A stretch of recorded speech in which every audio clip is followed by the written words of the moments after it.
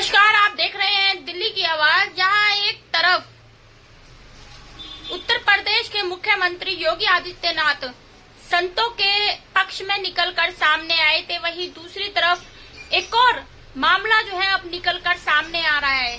जी हाँ, हम बात करने जा रहे हैं हरियाणा की, जहां पर बताए कि हरियाणा के अंदर में हरियाणा के एक मंत्री ने देवकीनंदन ठाकुर पर साध दिया निशाना। क्या पूरा मामला है वो हम आपको बताएंगे। तब तक के लिए जिन्होंने चैनल को सब्सक्राइब नहीं किया है वो चैनल को सब्सक्राइब करके एक प्यारा सा लाइक कर दीजिए। बताएं आपको कि देवकीनंदन ठाकुर की एक कथा चल रही थी, उस दौरान हरियाणा के एक मंत्री ने सीधे कहा कि कथावाचकों की बातें लोगों को नहीं सुननी चाहिए, साधु संतों की बातें सुननी चाहिए। जिस पर जो है देवकीनंदन ने सीधा निशाना साधा हरियाणा के मंत्री पर। उन्होंने कहा कि वो इस बात से बहुत ही ज्यादा आहत हुए हैं कि क्यों कथावाचकों की बातें नहीं सुननी चाहिए। साधु संत के लिए तो उन्होंने कुछ नहीं कहा, उन्होंने कई ऐसे कथावाचकों के नाम लिए जो कि पहले साधु संत ही थे।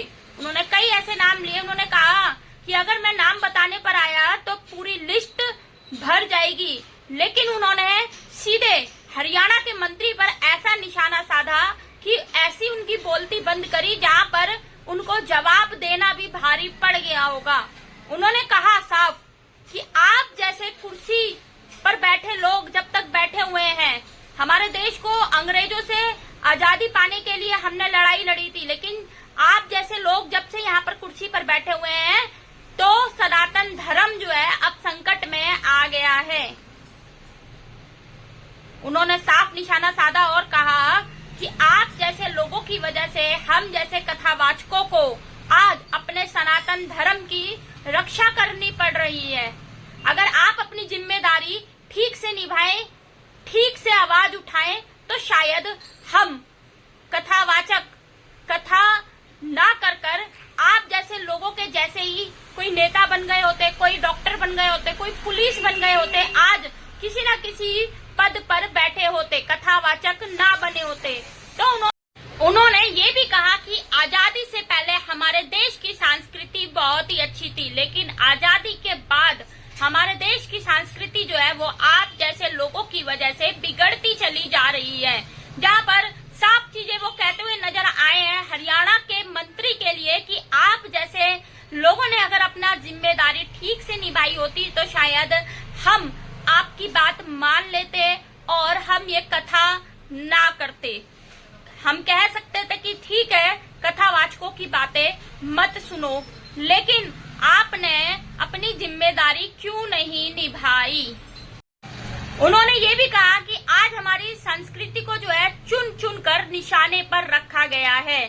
जहां पर बताए कि आज हमारा हिंदू भाई जो है माथे पर तिलक नहीं लगाता है, सर पर पगड़ी नहीं बांधता है, माता पिता को दंडवत प्रणाम नहीं करता है।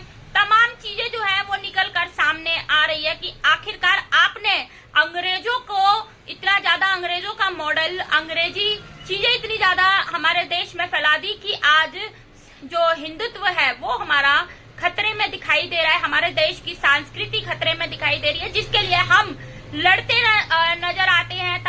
तमाम सनातनियों के साथ में रोड पर रैलियां निकालते हैं, अपना धर्म का प्रचारण करते हैं, हिंदू रैलियां निकालते हैं, सनातन धर्म के बारे में बात करते हैं, अपनी संस्कृति को बचाने की बात करते हैं। तो आखिरकार आप जैसे लोग क्यों नहीं बोलते? अगर आप हमारी जगह बोलना शुरू कर दे, गौ हत्याएं जो होती हैं उन्हें रोकना बंद कर दे, आप मंदिर का जो चढ़ावा होता है सरकार को लेने से मना कर दे, मंदिरों के चढ़ावे से हॉस्पिटल बनाने के लिए बोला जाए, तो शायद हम कथावाचक जो हैं वो चुप हो जाएं और हम जो है इस तरीके के प्रवचन ना दें। अगर आप सही अपना काम निभाएंगे तो शायद इस देश का कुछ भला हो पाएगा। बाकी आपका इस वीडियो को लेकर क्या कहना है हरियाणा के मंत्री ने जिस तरीके से ये बात कही है कि संतों को सुनो और कथावाचकों को मत सुनो, कि आखिरकार कथावाचकों को ही क्यों निशाना बनाया जा रहा है। इससे पहले प्रेमानंद महाराज जी ने प्रवचन दिए थे, उन पर कंट्रोवर्सी हो रही है। अनिरुद्धाचार्य ने जो प्रवचन दिए थे उसके ऊपर कंट्रोवर्सी हो रही है। ऋतंबरा देवी पे कंट्रोवर्सी हो रही है, और अब देवकी नंदन को निशाना बना दिया है। आखिरकार वो किसका नाम लेना चाहते थे? देवकी नंदन ने साफ कहा है कि सभी कथावाचक एक जैसे नहीं होते, सभी नेता भी एक जैसे नहीं होते, सभी कुर्सी चोर भी एक जैसे नहीं होते हैं। तो सभी को अपनी अपनी जगहों पर काम करते रहना चाहिए और आपको नाम लेना चाहिए था कि आप किसके बारे में ये बात कह रहे हैं। बाकी आपका क्या कहना है कमेंट के माध्यम से जरूर बताएं और देखते रहें दिल्ली की आवाज मोनिका शर्मा के साथ। जय हिंद, जय भारत।